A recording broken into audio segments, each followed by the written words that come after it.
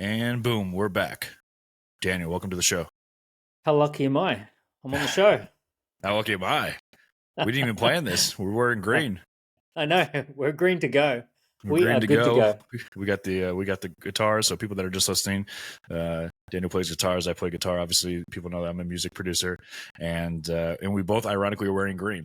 I do it because it matches my eyes. He does it because his skin glows. That's a great way to start. Thank you. Awesome, man. Well, let's get right into it here. For people that haven't heard of you before, just give them a quick rundown on, kind of what your expertise is as a key person of influence in your field, and we can go from there. So two sides to me. One side is that I'm a business author. I've written 6 books on entrepreneurship. I've mapped out my journey from start to finish. Every time I figured out something that was working for me, I wrote a book about it as a way of processing my thoughts. And I've ended up with a number of best-selling books on business. And that's great. That's a fun side of things. It's almost like a bit of a fun hobby writing books. And I do it very much for selfish reasons because that's how I process my thinking. But it's been so great to be an author. But the real side of me is I'm an entrepreneur. I run businesses. So I have a group of companies. I've got 9 different companies in my group. I buy companies and sell companies. I'm a technology entrepreneur. So I've actually built and sold a number of tech companies. And I've got a entrepreneur accelerator / ventures studio, which we've had 4,500 companies come through over the last 12 years. We've had a profound impact on people that we've worked with, and we've identified basically a methodology for effectively that first few million of revenue. So if you think about the 0 to 5 million of revenue journey, we've kind of mapped that out intensely. Yeah, so I don't even think Daniel knows this, but he's one of my business mentors. Him and Ty Lopez are my 2 business mentors. I know Ty. I actually used to work for Ty. I used to sell for his company called Profit Index. And with Daniel, he doesn't know because I didn't tell him yet, but he's one of my business mentors. I always like to have 2 that are completely different. Obviously, Daniel's from Australia. Now he lives in the UK, right? You're still in the UK? And I don't have a Lamborghini in my garage. And guess what? He could buy 65 of them, so it doesn't matter. For everyone that's wants to know, Daniel is very rich. So don't ask him for money, but ask him for advice. So let's just get right into it. I work a 9-to-5 job. Maybe I want to start an e-commerce store. Maybe I want to start a service business. I don't know really anything about business at all. But I see all these people are making money. All these Instagram and TikTok people are taking pictures in their Ferraris and going to 5-star dinners every night. And I can barely afford to pay my rent because I'm working 9 to 5. Yeah. But what's the first step? That's awesome. And Justin, you kind of alluded to it in the fact that you worked in sales for Ty, right? So that is a great, amazing first step. So like anything, you do your apprenticeship first, right? So business is extremely complicated. It's an advanced strategy, regardless of what you've heard on Instagram and TikTok and all of that sort of stuff. Starting a company, growing and scaling a company is an advanced strategy. Now, I know a number of people who have built multi-billion-dollar businesses, and all of them started under the wing of a great CEO or a great founder or a great investor. And they came up and they did some time working closely for someone who they learned from. My personal story is that from 19 to 21, I did 2 years working in a startup. It was a very successful little startup. It went from 0 to 6 million in that first 2 years. I just followed him around. I did sales, I did marketing. If he needed to go to the airport, I would jump at the chance to drive him down to the airport. And if he wanted to grab lunch, I went out to lunch. So I would shadow him intensely for 2 years, and I learned so much. And then I went off and started my own company. I replicated what I had learned from my mentor, and I built a $10 million company in 3 to 4 years. Before the age of 25, we were doing $1 million a month in sales. So it was one of those monkey see, monkey do strategies. Now, I have noticed this pattern over and over and over again, and even you just mentioning it today, is this idea that you go and do 1 or 2 years working for a startup, working for a founder. Let me just elaborate one other point. When you work for a large company that has even if it has more than 50 or 60 employees, if you work for a company that's got more than 50 employees, you end up in a division, you end up in a little department, and you don't get much visibility or access to to the broader vision of the company or what's going on. You don't see the full picture. You don't get dashboards. So you're just doing your thing. You're off in a corner, doing your own thing. When you work for a company that has less than 10 people, you know absolutely everything about what everyone does, how everyone's performing, step by step. You're watching that business build. So I recommend the first thing people do if they want to be more successful is stop working for a large company, and be the first sale or the first startup move is go and work for a startup. Go work for a small business with less than 10 people. Other people's families. The first thing I'm going to write. Yep. Virtual mentor, right? Distinction. There's a distinction. Virtual mentor. I'm going to push your listeners to try and get actually working on the same team, because there's just something. Justin, I've had a dozen young guys work for me and go on to have multi-million-dollar companies. So there's been a dozen of my ex-employees who have gone on to start multi-million-dollar companies. Yeah.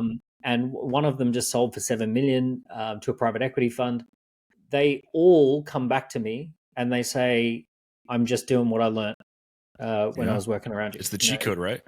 It's the cheat code. It's got to, but you've got to be able to see warts and all. You've got to see what happens. Weekly team meetings, Monday morning meeting, Friday afternoon debrief. What happens on the Slack channel?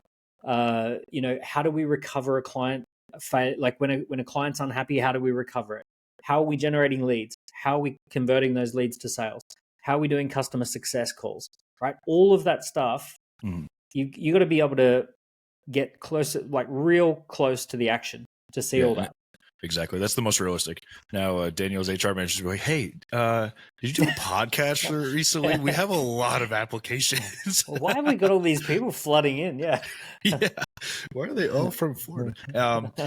So no, and that's amazing. And that's the exact correct approach to do it, right? To put yourself in the highest probability of success. You want to be working behind someone like you or someone like Ty or someone like, Hermosi or whoever, right? When I went skiing this year, and I was skiing with this guy who had built 10 billion with a B in equity value. And he's regarded as one of the top CEOs in Europe, and phenomenal guy. Like strange. I walked past him when we were putting our skis on, and he had this energy about him, like just literally gave off an energy of like, holy crap, this guy's somebody. How on earth does that even happen? But he gave off an aura of this is a very important person. I get talking to him a day later because we're in a group of like 50, 60 people all skiing together. I get chatting with him, and I discover he's done $10 billion worth of equity value. And I said, how did you get started? And he said, I worked with Larry Ellison. Oracle. He was Larry Ellison's like in the same office down the like in the vicinity, and that's all he said. He said, I worked with Larry Ellison, and he said, I learned the playbooks. That's insane. Yeah. Side note, Larry, out of all the billionaires, Larry Ellison's like the only one that's 6'3" besides Elon Musk. They're all short. So if you're short, you have a high probability of getting rich. There is someone who wants to put together a 5'7" fund. 5'7" founder fund, it's called. There you go. And it's Jeff Bezos, it's Mark Zuckerberg. Yeah, they're all they're all short. What's up with that? Elon's tall. Yeah, Elon is like 6'3". Yeah, but Elon and Larry, you don't need tall ones. There we go. There you go, guys. If you want to be rich, have a lot of that's envy. The first tip. Have a lot of envy. Our stock trading tip is 5'7" founders. It's okay if you don't get all the girls. You could get really rich. Oh, man. Yep. And then you get everything, and then it doesn't matter how tall you are. Oh man, no, that's amazing. I do want to pinpoint something. I didn't plan on asking this, but with that guy that you saw, that is one of the top, CEOs. You said he had this aura, and from time to time you'll meet a woman or you'll meet a guy, and you're like, man, they don't even have to be the most attractive. You're just like, there's something about this guy or this girl that's like, there's something like it's like a magnet. It's like magnetic energy. And now, when you're putting on your skis and you saw this guy, you didn't know his background, you didn't know you didn't know him from Jack or Jill, right? But you felt that aura. Have you like sat in your bed at night and like in the dark and thought about like what exactly it was to pinpoint those things? I haven't. I can tell you just from memory, great posture, strong eye contact as he made his way in. and he just had the way of making his way in terms of someone who's very, very at ease in his skin and just glides in with just, I don't know, just a strong presence, really strong presence. You could just tell, literally, you could tell this guy, something about him. And he didn't have anyone else around him. He just walked in with a particular aura. Yeah, some people have that where they just walk in. But if someone wanted a checklist, right, like a Tim Ferriss checklist, it would be body posture. I always imagine body posture is you pull the string from the back of your head, act like someone is pulling a string, zoop, and that instantly increases your body posture. It also increases the way that your jaw sits. If people are familiar about mewing and your receding jaw, which also makes you more of a quote unquote alpha male. Confidence, but not crazy confidence. The other thing too is just an immediate, unfiltered acknowledgement of hello, just like an eye connection. Yeah. Boom. Kind of the type of person who just walks into a space and says, "Hi, Justin. Hi, Daniel. How's things? Good to meet you." And just has a way of filling the space confidently, no arrogance at all. So if don't mean that. I'm just talking about someone who shows up quite confidently. No, for sure. Yeah, and if you really are into it, you can kind of go back in the podcast and listen and dissect it. You know what, Justin? I'll tell you what it is. I'll tell you what. Here we go. Here's the secret. You can't fake it. The guy's built $10 billion worth of equity. He's met 10,000 people. He's been in the presence of the best of the best, and he's just earned the right to just have that aura. It's not faked. It's just he's got something about him because he's got something about him. That's the truth.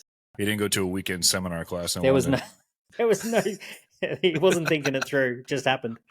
Yeah, he's like trying to get a new TED Talk. You know what's crazy is I think that about you. I feel like you have an aura. Like when I listen to you on podcasts, I go, yeah, you're like a no BS, but you're not a jam it down your throat type guy. You're very calm and confident and very precise. And that was one of the main things that drew me to even reaching out to you in the first place. Because there's a lot of people that I've talked to, the Cardones and people like that, and and they're great and all, but there's something about you, and I've seen so many entrepreneurs, quote unquote, that make money, this and that, and some do make a lot of money, but something didn't resonate with me. And there's a lot of people. One of my really good buddies, I was like, "Hey man, have you ever seen this guy?" And I sent one of your video clips to him, and he was like, "Oh, dude, key person of influence. That guy's amazing." So I think you as well. So touche. Real quick, what happens if you're 47 and you don't want to work for someone for 2 years because you got 6 kids, but you're tired of working your job and maybe you just woke up too late? What does that guy do, or girl? Well, for starters, you're definitely not too late. Do you know the average age of someone who founds a fast growth company is 42, and the average age of a multi-million-dollar exit is 57? So if we want to talk about the absolute typical millionaire story, they start a business at 42, they run it for 15 years, grow it, develop it, and exit it at 57. If you go down to your UBS or JP Morgan, you go to a private bank, talk to a private banker and say, tell me what is the most typical story that you see? They're going to say someone who started at 42 and sold at 57 for tens of millions. That is the absolute standard story. The bullshit about 22-year-olds who start businesses, there's a reason that's newsworthy. It's newsworthy, and it's not just newsworthy locally, it's newsworthy globally. When it happens, it makes the news everywhere. And the reason that it makes the news everywhere is because in the same way a plane crash makes the news everywhere, it doesn't happen very often. So if you want to talk about what doesn't make the news, what doesn't make the news is a 42-year-old starting a business and growing it and scaling it and selling it 15 years later. That doesn't make the news because it happens all the freaking time. So that's the first thing I would say. Second thing, congratulations on having 6 kids. We need people to have some kids. So good. That's the next thing. The final thing I'd say is here's how we get started. We get started with testing, right? So here's what I like to do. I like to come up with several concepts. If I'm going to start a company, by the way, I'm a serial entrepreneur. I start companies all the time. A couple of months ago, I started a company in US dollars. I put together a leadership team.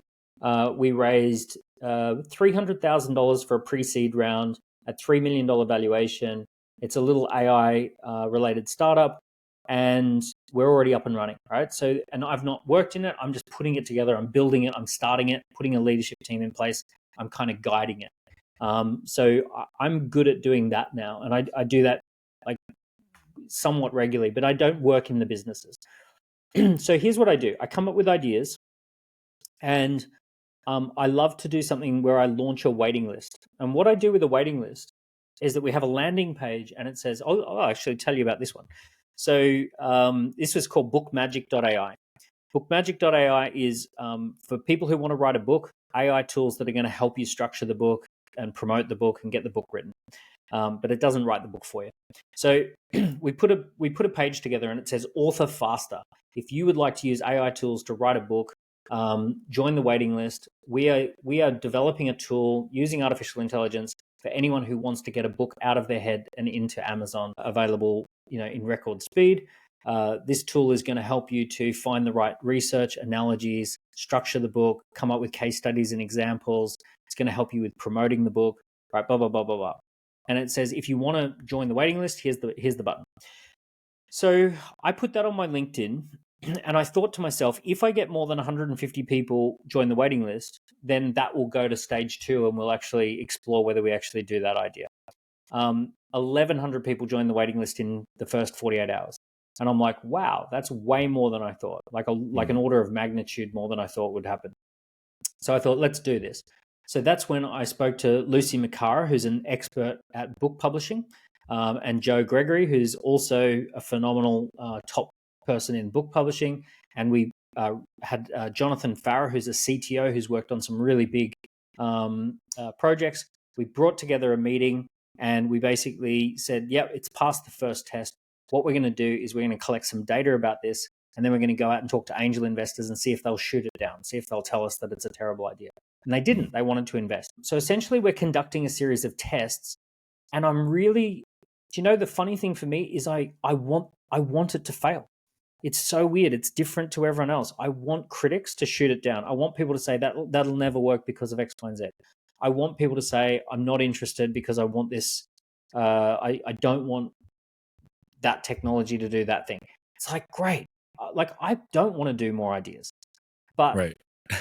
I'm looking for reasons to not do it. And I want to explore the murky waters to see whether it's worth doing or not. 4 years ago, I launched a company called Score App. It's lead generation for small businesses. It's data analytics for small businesses. It's really good, visual, fun, simple platform for setting up online assessments and scorecards and quizzes. Same sort of thing. What I did is I teed up 30 sales meetings with small businesses and entrepreneurs.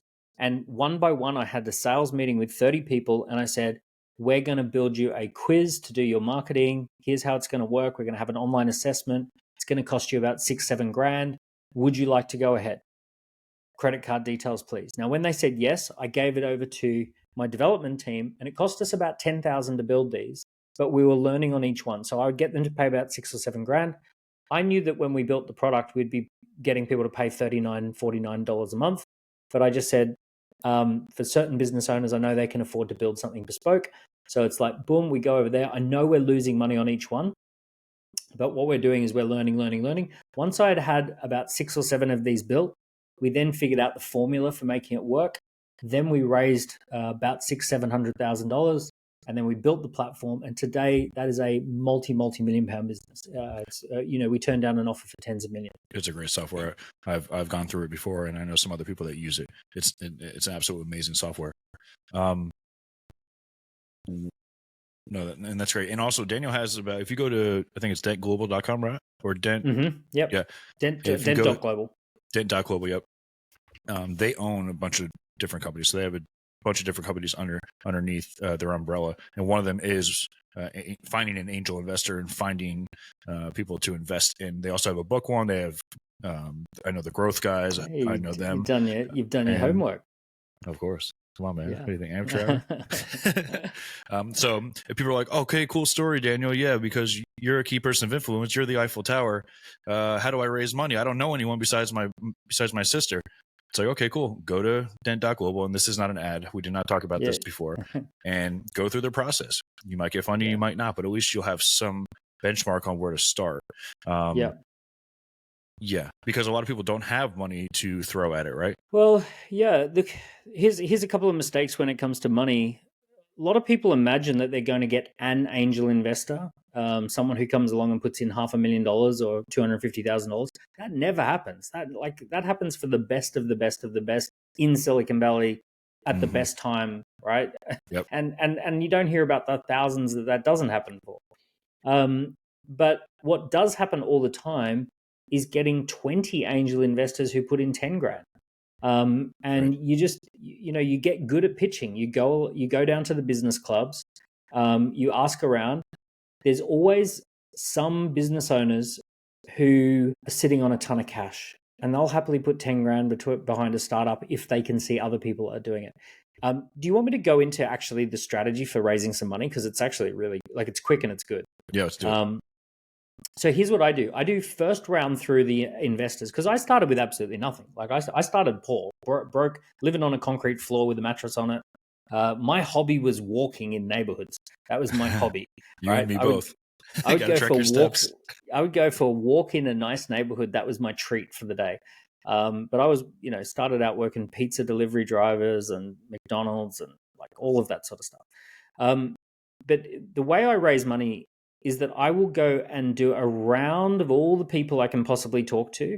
And my ask from them is, could you give me an expression of interest as to, on a scale of 1 to 10, how interested are you in investing in this? What amount would you feel comfortable with investing?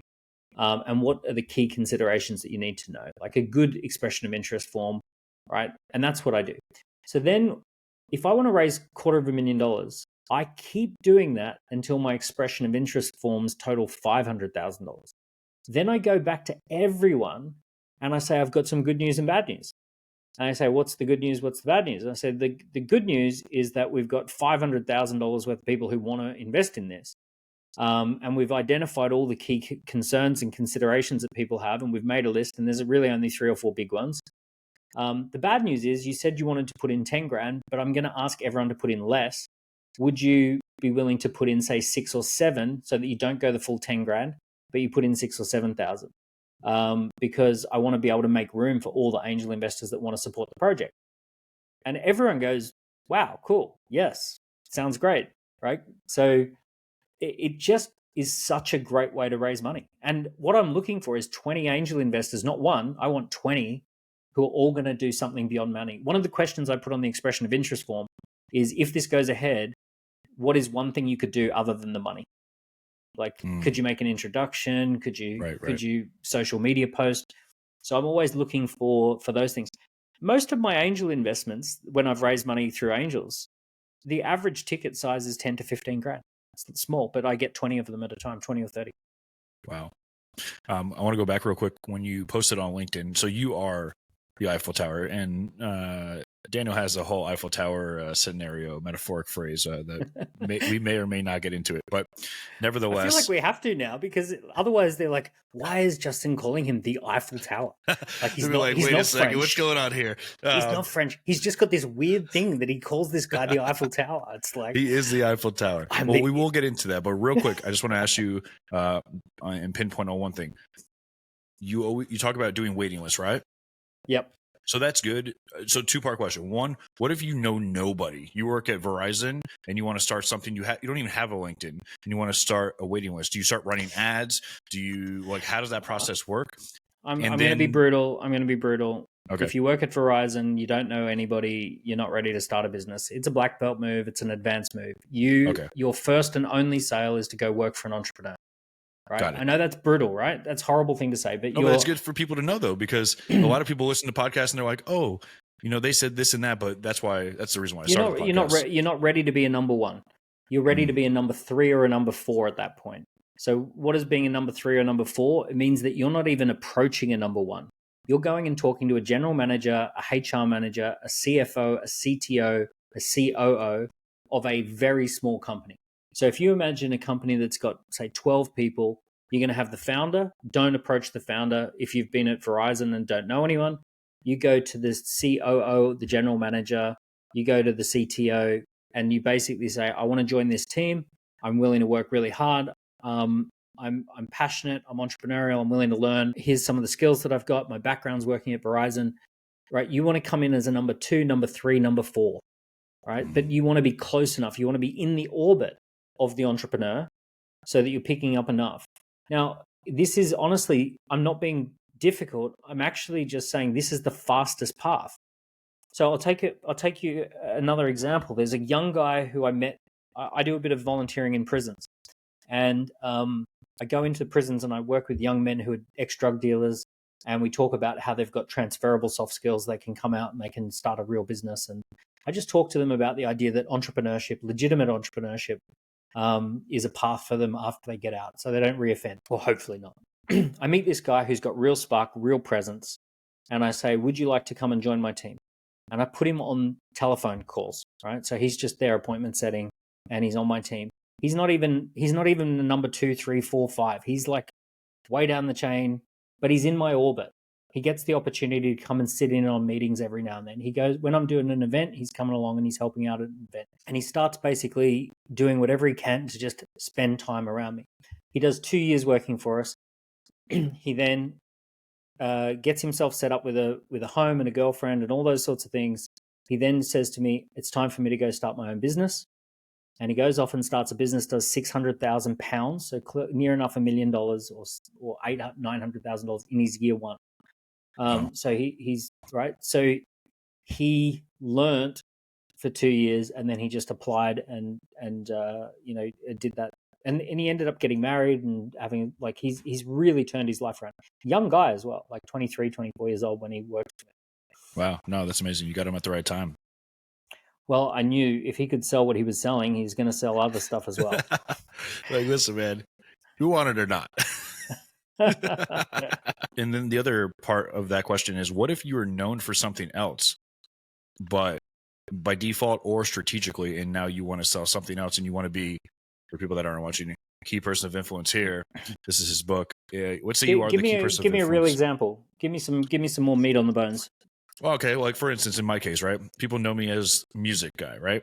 I don't plan on starting anything, but let's just say I wanted to wake up tomorrow and I wanted to start a service-based business or e-com business, but people know Justin Caviar as music producer and artist. How do you fuse that over? Because I'm assuming you can only be the key person of influence for one. It's kind of like being typecast in a movie. To a degree, but look, the first thing I would say to you is I'd say, Justin, have you been listening to some stupid podcast that is talking about e-com and all of that? Do you really think that you know what you're talking about? I would challenge you on whether that's the right move for you. Here's what I would say.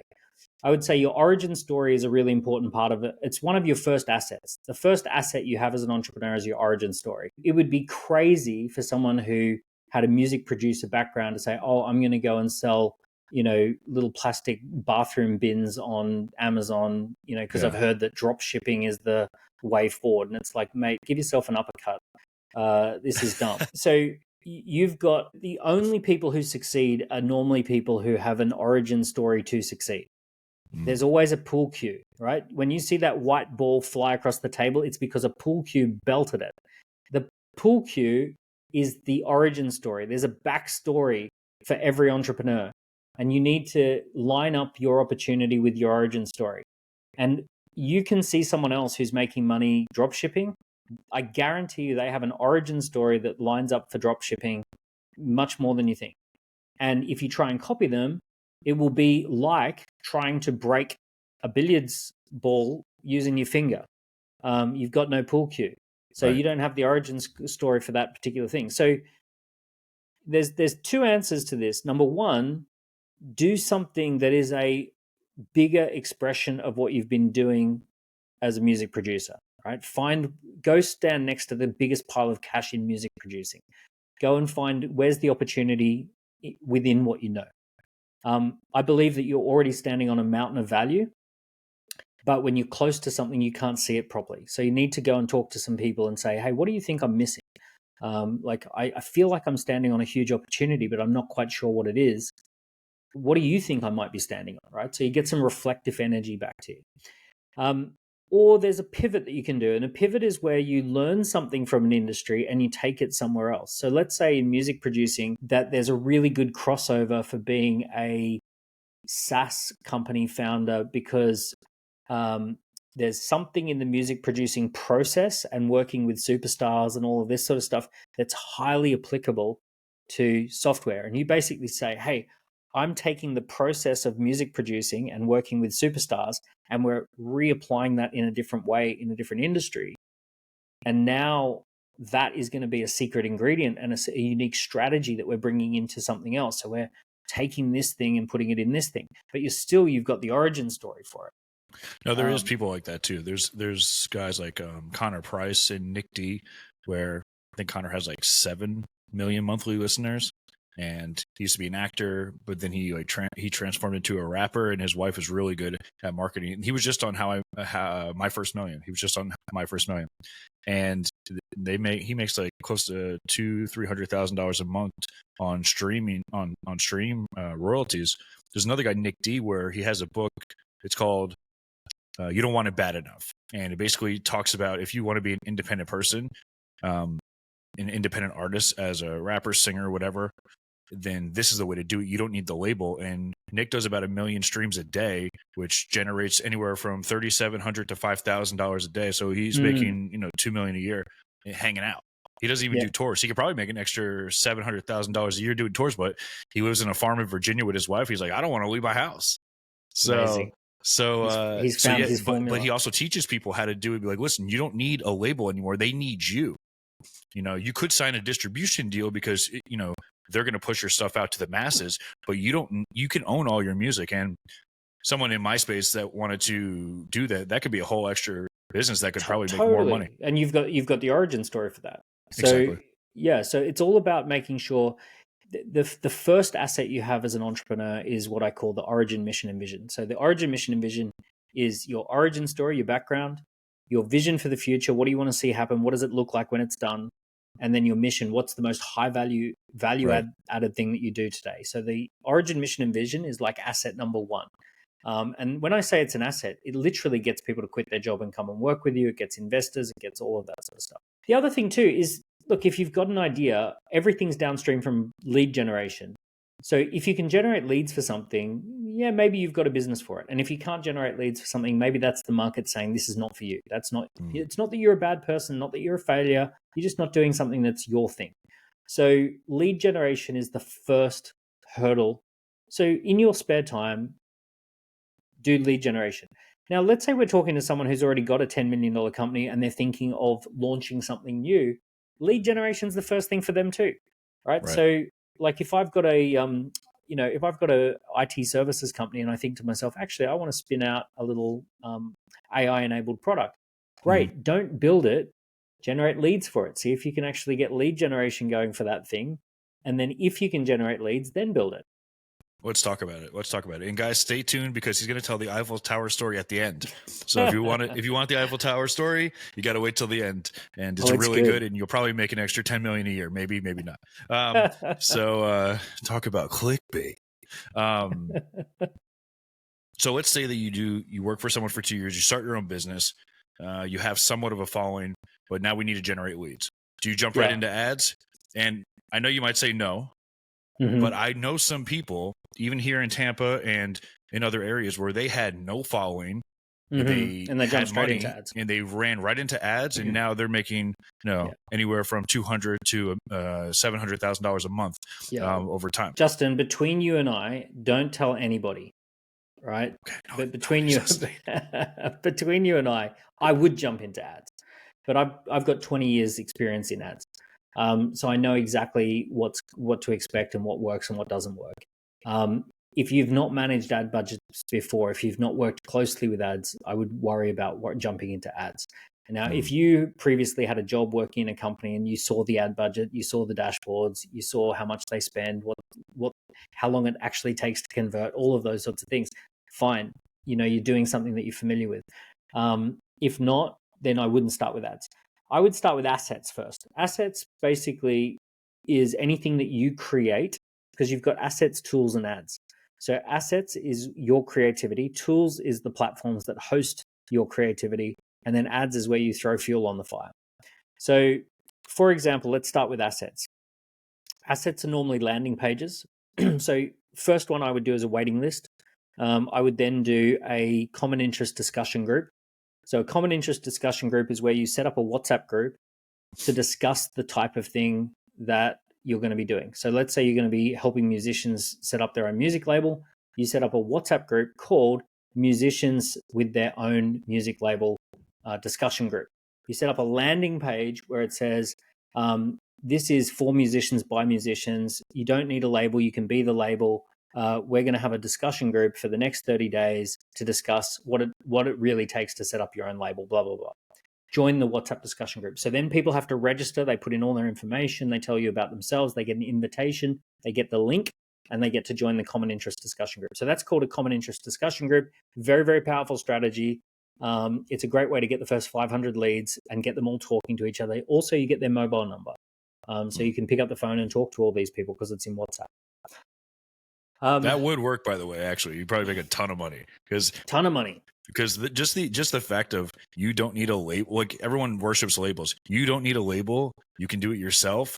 And here's how. Like that is like the biggest hook ever from a lead gen. And what's the downside of joining a WhatsApp group? So people, like, you could get hundreds and hundreds of people to join a WhatsApp group, and all you have to do is bring a few people, music producers in, and a few people who know what they're talking about, start the discussion, have a daily discussion, and you'd be shocked. Like, you can easily get 400 or 500 people, and then you start going through them and calling them and say, hey, it's Justin. I run the group. You're in it. Thanks for joining. Thanks for being part of it. Just wanted to touch base. Where are you at with your music career?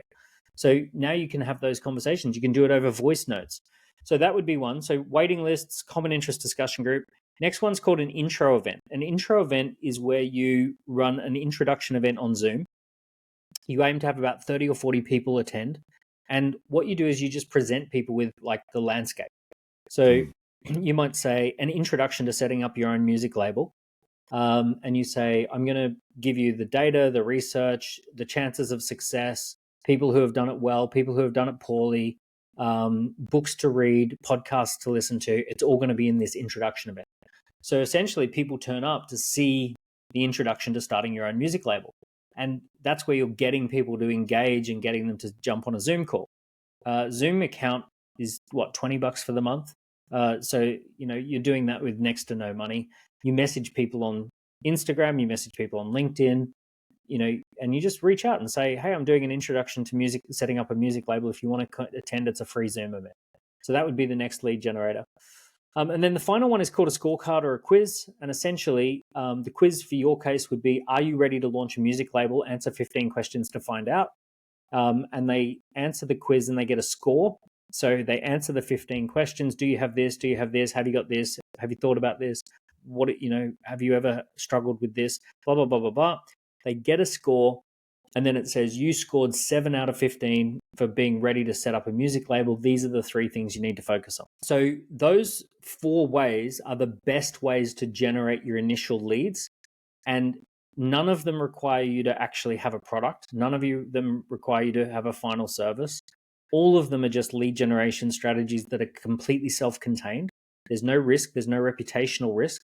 All you're literally doing is just engaging with an audience to see how they respond. That's amazing. Just to clarify, the scorecard app and everything that you alluded to with the waiting list, that's all based off of your current prior audience, not new audience. So you're not going to launch a scorecard app. You're not going to run ads to a scorecard app where no one knows who you are. It's your existing audience and the people that already follow you. If you want to break it down, you would either cold outreach people on Instagram, LinkedIn, or whatever. You would warm outreach people on your social media with people you already follow. When I launched Score app, I remember during the pandemic, actually in the early 20s, I remember my Instagram account cutting and pasting this message hundreds of times. You did that? My wife was driving in the car. I was sitting in the passenger seat messaging all these people because I was doing a launch event. Right now, we probably built our first 50,000 a month of recurring revenue with me just messaging people on my Insta, inviting them to come and see an introduction presentation, showcasing the software because we were just bug fixing at that point, and then basically getting them to subscribe. And this is before we started spending ads. Today we spend, 40, 50 grand a week on ads. But this is pre that. This was just warm outreach to people. Oh, that was right. It was also around the same time of Clubhouse, when people would listen to me on Clubhouse. And then as soon as they would message me on Instagram, I would respond with, by the way, here's this event you can come along to. So that must have been early 2021 as well. So yeah, even Clubhouse as was around then. Yeah, even as late as 2021, I was doing warm social media engagement on Clubhouse and Instagram before because we were still figuring out ads is a great way to scale what works. It's not a good way it's a very expensive way to find what works. So you want to find what works cheaply and scale what works once you've figured it out. And advertising is something that I call it throwing fuel on the fire, but it's once the fire's started.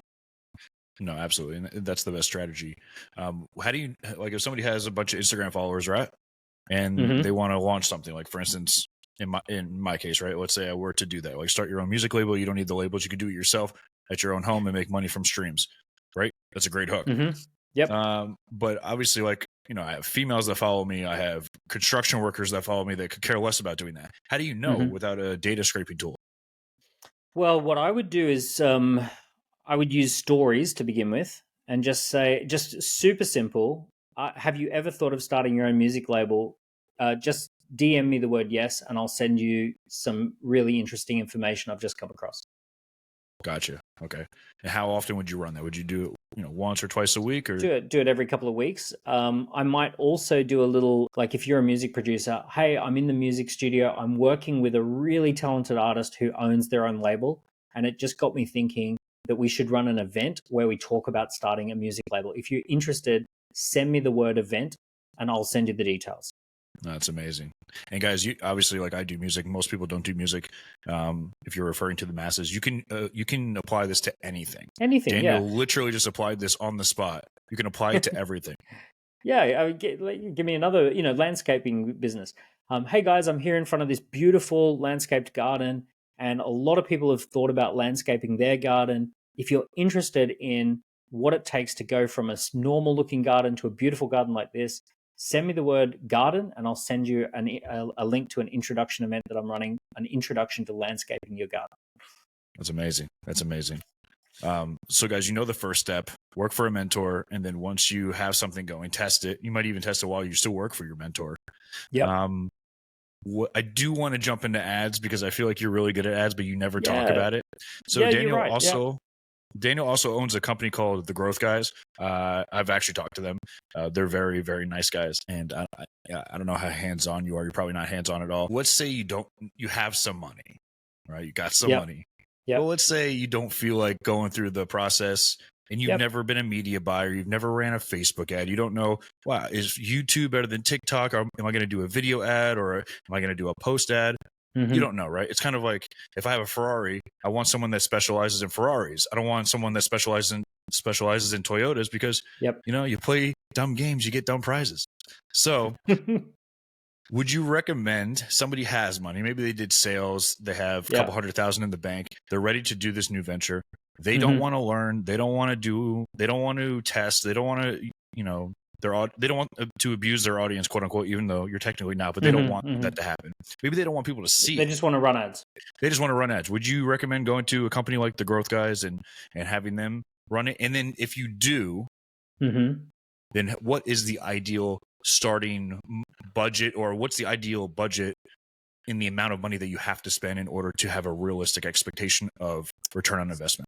Okay, so the first thing that you need to do is you need to calculate something called lifetime value of a client. You cannot run ads unless you know lifetime value of a client, because if I know that the lifetime value of a client is $15,000, that puts me in a very different position than if it's $150. Right? So you might know that on average a client spends $150, then they upgrade to a $1,500, and then they upgrade to a $15,000, and when you average it all out, it comes out at $6,000. So you need to know, once I land a client, once I get a client, what is my average lifetime value of that client going to be? Because we have to work backwards from that. Because the exact same ad set to the exact same audience could either send you broke because you have a low lifetime value, or it could make you a millionaire because you have a high lifetime value. So the first thing is lifetime value of the client. The second thing that I'd say with ads is we want to now extrapolate to that to allowable cost per lead. So once we now have a lifetime value of a client, let's say that for round numbers, let's say a lifetime value is 10 grand. And let's say that we can spend winning a client, and let's say 1 in 15 buy, I can now have $100 per lead. So I work backwards and say, okay, how many leads do I generate? Okay, I need to, and obviously I'm not saying these are realistic numbers, but I'm just calculating what is my allowable cost per lead that will fit within my lifetime value of a client and my allowable cost of acquisition. So these are the kind of cornerstone numbers that we need to start if we're going to go with ads. So then what we're going to do is we're going to try and create some creative. And the creative is going to be essentially a hook, right, to hook people's attention, a little bit of information, right? Maybe we outline a problem or a solution, and then we're going to call to action. Here's what I'd like you to do, right? So we're going to try and explore some of that. So if you give me a business, I'll kind of give you an idea of what the creative might look like. What kind of business might we do? Who are you thinking about? Let's do a low product, like a low end product. Maybe you're selling a service, and the service is $39 a month. Mm-hmm. Are we talking? So let's say it's a SaaS company, or maybe it's a lead generation company. Okay. Well, let's go with a SaaS company that helps chiropractors to run a more efficient chiropractic clinic. Yeah. Mm-hmm. Or get leads. Something like that. Yeah. So you might say there's a really big problem that chiropractors have when it comes to running a clinic. And that is that they constantly think about the supply side of what they do, but never the demand generation side of what they do. And that causes them to become needy salespeople. It causes them to get anxious about where their next client's coming from. It causes them to over-service their customers. And lots of bad things happen if you get that one thing wrong. I want to help you solve that. And what I'd like you to do is click on the link so that you can access my 7-step approach to doing that, right? So some sort of value that you get from that. Or you might say, guys, I'm going to be creating a common interest discussion group for chiropractic clinics. You can join and listen with other chiropractors. Or I'm going to be running an introduction event for chiropractors to learn about how to run a better clinic.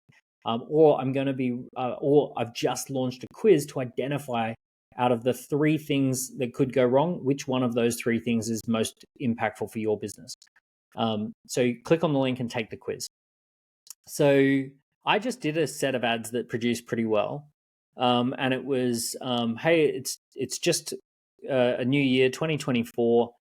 I've looked into the future of the big trends for the year, and I want to share with you what are some of the big trends. And we're going to run an event called Make It Big in 2024. And it's for entrepreneurs who want to understand what are the big trends that will impact the wider economy, and then how do you respond to those trends to run a business in the year ahead. And I think we had about 3,000 people register.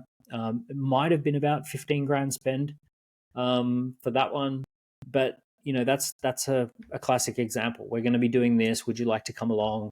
I've just created something. Would you like it? And you're just getting people to respond to something that's free. For the purpose of lead generation. Would you recommend that they do video ads over post ads? I recommend that you create about 15 pieces of creative, and then let the algorithms tell you which one works. So I've always been shocked. I've been stunned with this.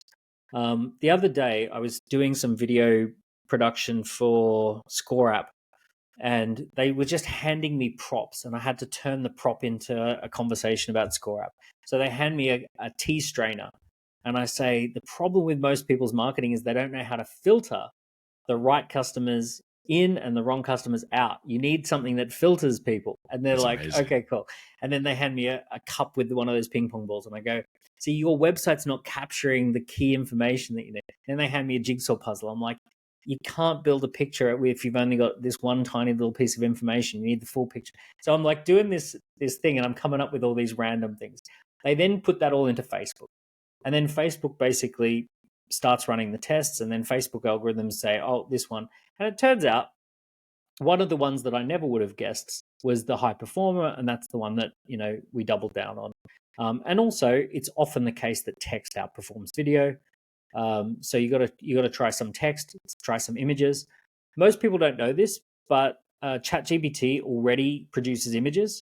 So one of the first places you can go for really good images is just artificially intelligent generated. So you can actually say to ChatGPT, give me an image of a music studio um, with 3 people producing their own music, and the word in the background is own label, and it'll just produce it. It's That's incredible. insane. Yeah, that is incredible. Wow. How much does somebody have to spend realistically to start? Because I know Facebook has like a little favoritism, right? And in around 40,000, you start outranking other people that it might be a competitor thing or whatnot. But I've heard Yeah, that around 40K you start making real money. do you know the truth is that I think around 40K you've got dedicated team working on it. You're taking it seriously. If you're spending 40, are you talking 40K a week, 40K a month? No, just once you get to 40K, Facebook starts to prioritize you a bit more. I've not noticed that, but I do know that once you start spending tens of thousands a month, you've got someone who's full time or who's someone who's focused on it. So you do outperform because you're a professional approach, and you're spending a lot of money, so you're kind of like constantly figuring stuff out and getting more tests. In science, they have a concept called statistical significance, and when they're doing sampling, the first layer of statistical significance for most tests is 30 samples, and then a better layer is 150 samples. So I'm always keeping that in mind. If I'm going to generate leads, I want to generate 30 leads and see what is my cost per lead, or 150 leads and what's my cost per lead. And I'm trying to basically use the 30 or 150 statistical significance to basically do my test. So for example, I don't know how much to spend, but I know that I have to get to about 30 leads before I can make a judgment. So maybe I generate 30 leads for 300, maybe I generate 30 leads for 1500, maybe I generate 30 leads for 3000. I need to figure it out using I don't have any statistical significance until I've generated 30 leads. I love it because this is like one of the main things out of all the podcasts that I listen to. No one asks about ads. What's going on, guys? Why don't you ask about ads? It's so important. Everyone runs ads. Ads are amazing because look, here's the truth about ads. Once you get it right, they are so freaking scalable. I can turn. It's like having the throttle where I can just throttle it up. I say, yep, I want to generate more clients. I'm going to spend 10 grand, 20 grand, 30 grand, 40 grand. Yeah. The upside of ads is that you can, when I first started with ads 20 years ago, we ran ads in newspapers, and you could only target people in readership of the newspaper. And it was very like minimum cost of an ad was $8,000, and you had to pay for all this stuff that didn't add value to the ad. Today, if I want to target just chiropractic clinic owners, I can target just chiropractors. I can target them in a geography or globally. I can target them, with video. I can get them, all different ways to like. It's so brilliant. The downside with ads is as soon as you turn them off, that's it, done. There's no residual value after they're gone. So we use a lot of SEO, and the beauty of SEO, search engine optimization, is that if you are good at SEO, and we're really good at SEO, if you can find someone who's good at SEO, let's say you start spending 10 grand a month on SEO. Well, the beautiful thing is if you switch it off and don't do anything more, it's going to last for 2 years. You're gonna still have people hitting your website 2 years from now. It's etched in stone forever. It's there, right? Or very long. You've actually built an asset. You've built an underlying asset, whereas the ad library is only an asset while it's running and while you're spending, whereas the content library can be an asset for a very long time. No, that's amazing. So if somebody they don't want to do a deep dive on learning SEO or Facebook ads, let's say SEO, you just recommend hiring a company to do all that from day one if you had the budget. Yeah, look, I'm a big fan of. I've progressed to a level where I just hire professionals. I've got my teams that I worked with, and I bring people in. And look, it's not crazy. You can get pretty decent people with decent packages for 2-3 grand a month. Ad managers for a couple of grand a month. SEO managers for a couple of grand a month. So there are people who are decent at that couple of grand a month. For a small business, you can definitely switch it on for that. Unfortunately, SEO is hot coals. It's not lighter fluid. It takes a while to get hot, and it stays hot for a long time, but it takes a while to get hot. Yeah, it's kind of like PR. ads can be lighter fluid. Ads actually, you can have a situation where you run ads and you got phones ringing straight away. Yeah, no, I know a guy like Nick D. When he was starting off, he ran Facebook ads to only people that listened to Spotify. Mm-hmm. So it was only Spotify. And it was him literally like, I don't know where my other mic is, but I have like 6 mics, but it was him just singing, not even plugged in. And he was singing in a Shure mic like this, and he was singing one of his songs, but he only targeted in the beginning. Now he doesn't do it because he has organic inbound, but he only did it to people that were Spotify listeners only. Yep. So people that listen to Spotify would only get that. So they ad. could just click the button, go straight into their account. Exactly. As a favorite. And then if you like the song, wow, this guy's great. Maybe you start following him on Spotify. You add your his song to your playlist. There's some really clever things you can do as well. Here's something you can do if you want to be really cheeky as hell. You can create a playlist on Spotify, and you could call that playlist the best hip hop of 20, and you could take all the best hip hop of 2023 and just intersplice your own music through it, and then run ads.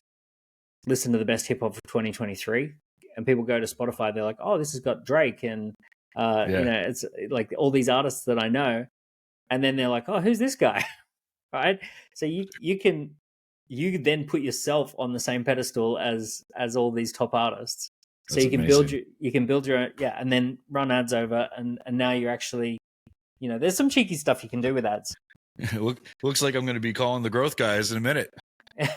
Hope they're open. Yeah. Do you, what's going on with them?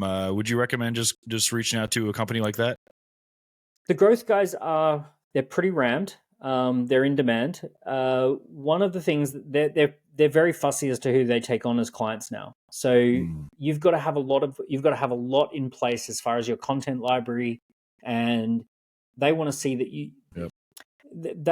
I would describe the growth guys as a good to great business, right? So they take anyone who's doing good and they help them go great. Every single time they break that formula, it's an average result, which they don't want. So one of the things they basically have is a whole bunch of tests around, is this already a business at the top 20% or above? And then can we take it up to the top 1%? Wow, they must have loved me because I went to them with a startup. Nice. Well, they know that you've got a personal brand. Right. They know that you've got 10,000 plus subscribers on socials. So there's a lot that you probably take for granted, but they would have had a look and said, yeah, this is someone who clearly is savvy. Yeah, and they're great guys. They're amazing guys, and they're not that expensive guys. So if you're running a business that's generating, I don't know, $10,000 to $100,000 a month profit, reach out to the growth guys, and you can go to dent.global. And you can find the growth guys there. That actually is a really interesting point that you make. And one thing I will say is that inside the US is a bubble where everything's way more expensive than the rest of the world. So the growth guys are here in the UK. They're in York, which is like north of UK. They're not even in London. Yeah. So they're remarkably cheap compared to what US people would be used to paying.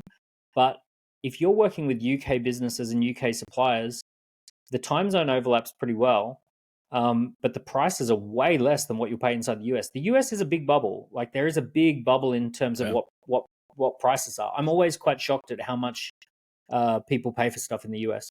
Oh, it's absolutely incredible. Like the growth guys, their prices are so cheap for the quality of work that they do, and they're co-signed by you. So it's like no brainer. I was actually thinking about going to London and staying there for like 3 months, 4 months, because I can go wherever I want. And it's a great city.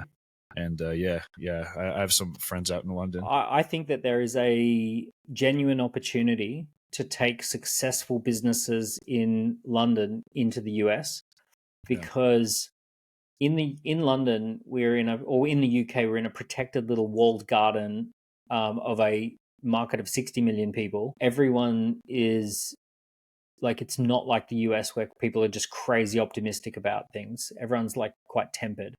And if you're succeeding in London or if you're succeeding in the UK, you're probably going to do really well in the US. Really well. Yeah. So all the UK guys, the growth guys, all of them, Dent Global, get your ass over here.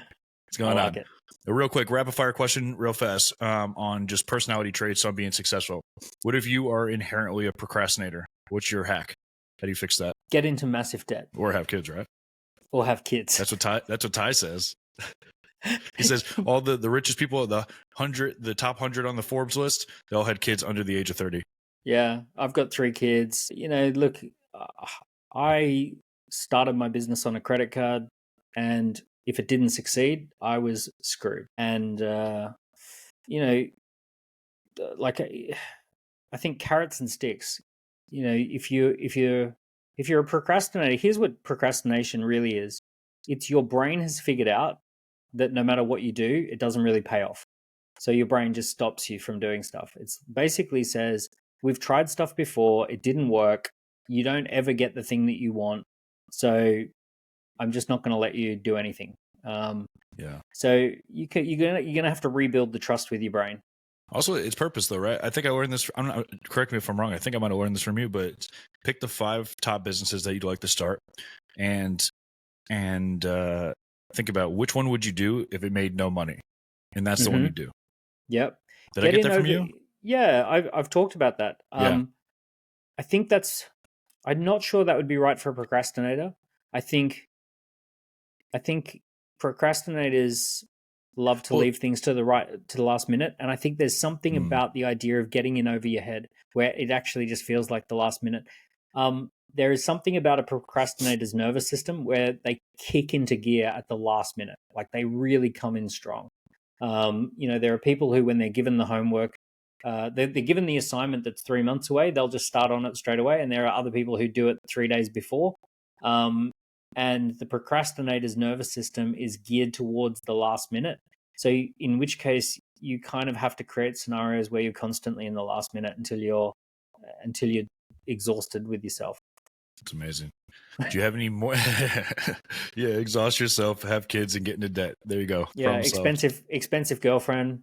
Expensive girlfriend. Yeah, good luck. We've all stay out of London or Miami or Dubai. Definitely Dubai. Don't even go to Dubai. Just fly over that. Just keep going. Just go into Australia. Speaking of which, the other big one would be just get a new circle of friends. There's something that kicks you in the guts when you're hanging around with people your own age or younger who are kicking serious goals constantly.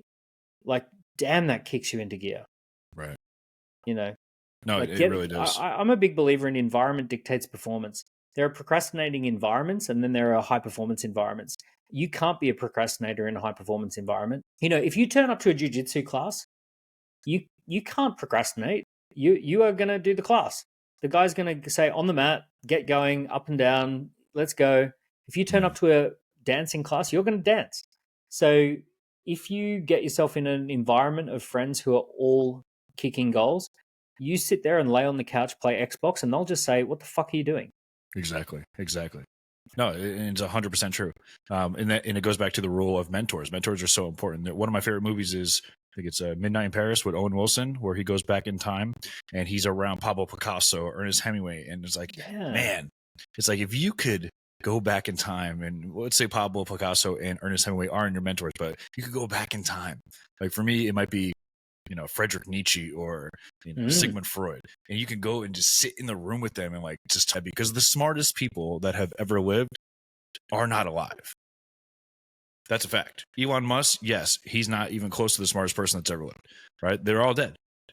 So that's why I read books. I have a book. There's a book called The Gay Science that is one of Friedrich Nietzsche's books when he was younger, before he went a little crazy. One of the most prolific philosophers of all time. Right? Amazing. There's no chance I would never have a possibility of meeting that guy. But that guy he's a complete outlier that doesn't exist anymore. So that's why I love books. Yeah. Yep.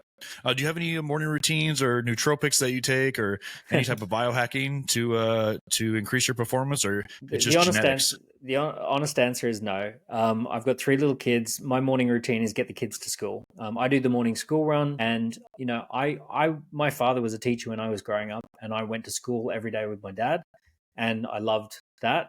So I take my kids to school every morning and drop them off at the gate. And that's part of my morning routine. But literally getting I got a 5-year-old, 6-year-old, and a 9-year-old. So morning routine is getting dressed and out the door on time.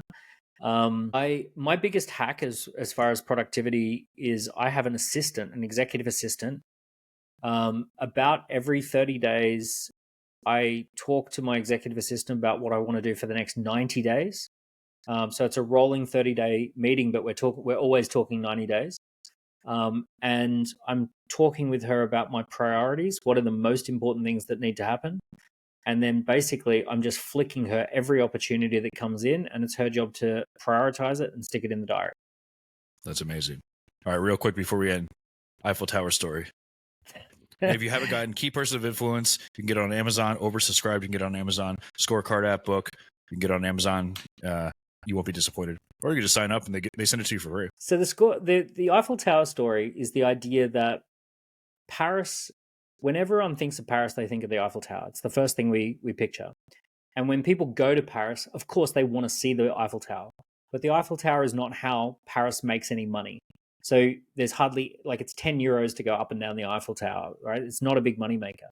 However, anything that's close to the Eiffel Tower is completely booked out at the highest prices. Any restaurant that looks over it, any hotel, anything that's in the vicinity of the Eiffel Tower is going to be very, very booked up, and it's going to be very expensive.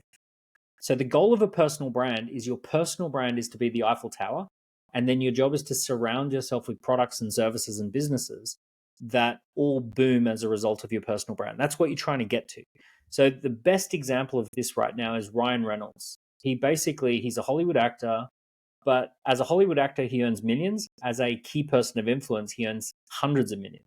So he becomes the face of a mobile phone brand called Mint Mobile, and they sell for 1.3 billion. He becomes the face of a gin company called Aviation Gin, and they sell for 610 million. So what he's doing is he's being the Eiffel Tower. He bought a football club here in the UK called Wrexham, and he bought it for 2.5 million. It's now worth 75 million, and it's amazing, right? So what he's doing is he's acting as the Eiffel Tower for all of these products and services. His brand stands in the middle. People are not buying Ryan Reynolds. They're not even buying a Ryan Reynolds movie. They're just simply buying the products that are positioned around Ryan Reynolds. Now, that's where the real money is made. Now, there's two ways you can approach this. Way number one is you turn yourself into the Eiffel Tower. You build yourself a personal brand. And I think everyone should aim to build a personal brand of some sort. But way number two is you partner with someone who already has a big personal brand. If you've got a great product or service that can scale, you do what Nike does, and you get, the person who's the big brand at the time to be associated with it. So for most small businesses, if you get yourself one really well-selected person with a big personal brand, your business will boom as a result of that business. Yeah. If we look at my personal situation, I have a group of companies around me. In many cases, I've bought companies that are doing $300,000-$400,000 a year, and within a year or two, they're doing over $1 million. So basically, and I've never worked a day in them. I've not actually gone. I own companies that I've never visited the office. Several companies that I've never visited the office, and I don't need to visit the office. I just need to have those businesses in my orbit, in my vicinity, and I know that they'll double every year. Yep. Shout out to the growth guys. Yeah. Yeah, and August Recognition and Rethink Press. Yeah. And Robot Mascot and Score App and Bookmagic.ai.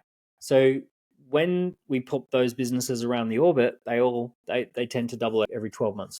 Yeah, absolutely. Because you are the key person of influence, and I'm just acting as that lightning rod. I'm just acting as that central conversation. And the Ryan Reynolds example is perfect, right?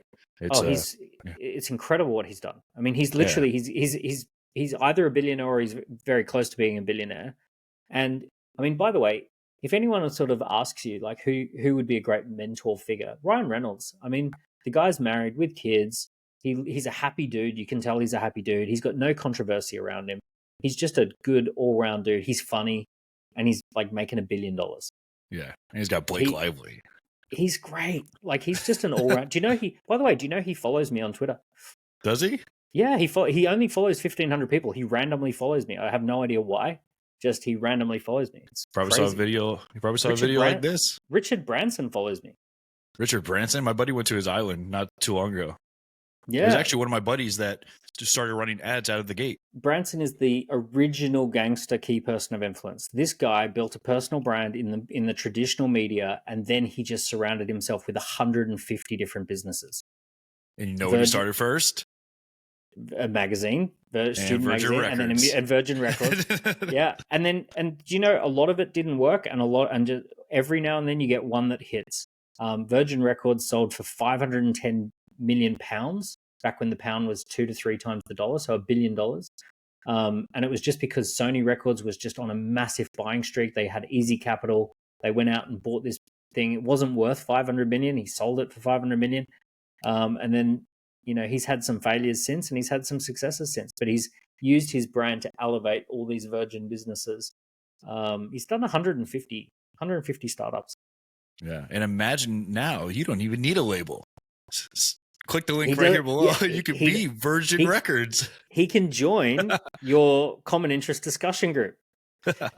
I love his books too. What is it? The Virgin Way. I have them all. Screw It, Let's Do It. Screw It, Let's Do It. Yeah, his biographies are incredible. His biographies he's so are just brilliant. phenomenal. And he's always so happy, and he lives on an island. That's what I want to do. I want to buy an island. He's fit and healthy. He's married with kids. He's got a lot going for him. But that just shows you that being a key person of influence and having, that aura around you. Look at Kylie Jenner. Never ran a business in her life, but she's super famous. Boom, makeup kit, lip kit, bam. Conor McGregor with his Irish whiskey, right? Yes. He just starts it out of nowhere and sells it for a couple $100 million. Now he's on yachts. Yeah, sure, he's not the best fighter anymore, but who cares? You're on a yacht, baby. Let's go. Yeah, exactly. A lot of these people are they're gonna make more as a key person of influence than they ever did as the thing that they were originally part of. Are you drinking Celsius? I am. They sponsor. Okay, so Celsius, Kevin Harrington was one of the first investors in that. Really? Kevin Harrington is my co-author in the Key Person of Influence book for the US edition. Wow. And Kevin Harrington, that business got bought. That business is serious. That's worth billions now, right? Billions. Oh, Kevin got involved when they would just hit 100 million. And he has become a key person of influence by being on Shark Tank. Mm-hmm. But he's made way more money since leaving Shark Tank because he can basically do what he wants with his brand now. He speaks at events and all this. But he has basically become this key person of influence where everyone brings him all these deals and ideas. His son, Brian, handles all the deal making, and those guys are just doing phenomenal. And he lives over here in St. Pete, not too far away. He's not far away, and he's a good guy. He's a good golfer. Hey, Kev, you know Daniel? I know Daniel. He's one of my mentors. Here, exactly. I just did a podcast with him. I know Daniel. Yeah. The cool thing is he does. This is Coke, right? And I'll leave you guys with this. Talking about Richard Branson. I listened to Richard Branson on an NPR podcast. How he built this, and he talked about Virgin Cola. Virgin Cola failed miserably, but when Guy Raz asked, Richard Branson what was the deal with Virgin Cola, he said, "Well, listen, we couldn't compete with Coke because they already had the contracts for decades of years. They had the end caps at supermarkets. It was literally impossible. They put you down with Tab. Remember what was it? Tab.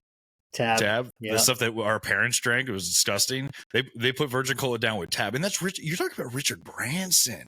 Yeah. So I'll leave you guys with this. When I listened to the NPR podcast, How I Built This, Guy Raz said, well, Richard, how did you feel when it failed? Because you're so used to succeeding. Virgin Records, Virgin this, Virgin that. Now he's got cruise ships here, which actually is out of Florida, Virgin Atlantic. Let's go. Yeah. Daniel, I'll pay for you. Let's go.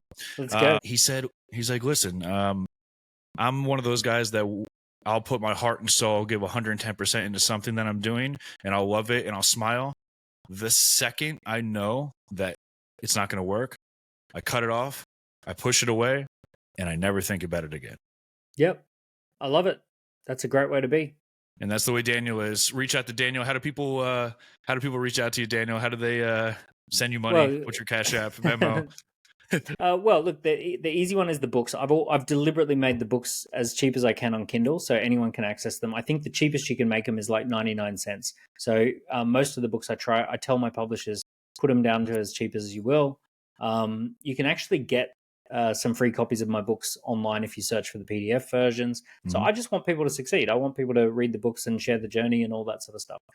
If you want to get in touch through Dent Global, you can, there's online 21-day challenges there. Through Score App, there's a free account. It doesn't cost anything to set up a free account with Score App. ScoreApp is just an awesome way to generate leads. So you can set up a waiting list, you can set up an online quiz or an assessment, completely free. If it works, great. If you want to scale it up, pay $29 a month or something like that. If you want to turn it off, there's no contract. So it's a really easy, entrepreneur-friendly lead generator. Yeah, and then all the socials, LinkedIn and Twitter and all that, Insta, any of those. And I will say, I think you posted this maybe a couple of weeks ago or a month ago. I saw it while I was walking to the store, and you lay out the exact process, like a visual process on listen. You're here, which is nothing. This is how you get to where I am, which is something. And it's a key process that there's an arrow, like step 1, step 2. I feel like I'm playing, Monopoly or Chutes and Ladders. It's like a key process. It's like start a book. Nobody knows who you are. Write a book. We can help you. Dent.global. And then you go from here, you go from here, you go from here. It's like playing Candyland with real money. Yeah. Yeah. Boom, boom, boom. Hit the bases. I wonder if that's on my Instagram account. I think it. Here, let me see. I believe it is. It was amazing. I saw that and I was like, I know people listen to your podcast and they're like, okay, let's have a look. I'm a visual artist. Yeah, okay. Concept, audience, offer, sales, pitch, publish, product, profile, partnership. Boom. Right. So yeah, are you talking about that one? Yes. Yeah, there you go. It's on the Instagram account. It's back on the 20th of December. I'm telling you guys, that was amazing. If you guys want if you're a visual person and, because a lot of people, 80% of people learn from on the job training, only 20% of people learn from audio, which is, why people don't do well in school. That's neither here nor there though. That is a perfect outline on listen. You're here, nobody. I'm here, somebody. This is how we start. Step 1, step 2, step 3, and it's a board game. It's amazing.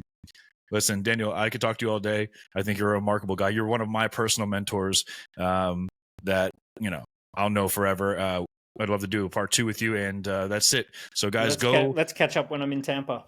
100%. Or when you're in London. Exactly. Well, I will be in London, so I will hit you up. All right, guys. Well, you heard it here, folks. Reach out to Daniel, Dent.global. He's got 1 million companies. Buy into one of them or not. Stay the same. And that's it. And life goes on. So from Justin to Daniel, from Daniel to Justin, this is the Justin Caviar Show. And we're out. Bye-bye, y'all.